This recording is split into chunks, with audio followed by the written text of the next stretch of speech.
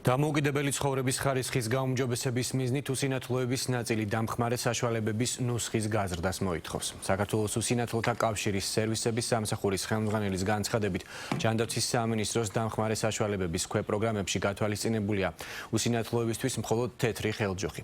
უსინათლოთა კავშირში განმარტავენ, რომ დამოუკიდებელი ცხოვრებისთვის თეთრი ხელჯოხის გარდა აუცილებელია ხელმისაწვდომი იყოს სხვა საშუალებებიც, მათ შორის ხმოვანი და ტაქტილური მაჯის საათი.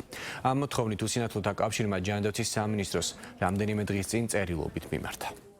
უსინათლოთა დამოუკიდებელი ცხოვრებისათვის მნიშვნელოვანია სხვადასხვა დამხმარე საშუალებასთან ხელმისაწვდომობა.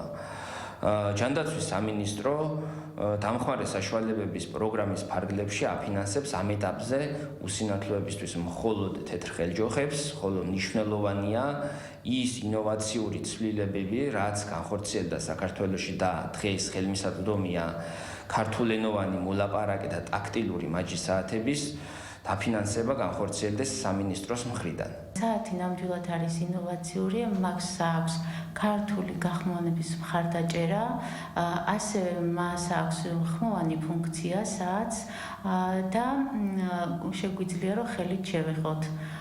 ეს ორი არჩევანის შესაძლებლობა უნიკალური სიახლეა. და ვისურვებდი, რომ ბევრ ადამიანს მიეცეს ამ საათის ქონის შესაძლებლობა.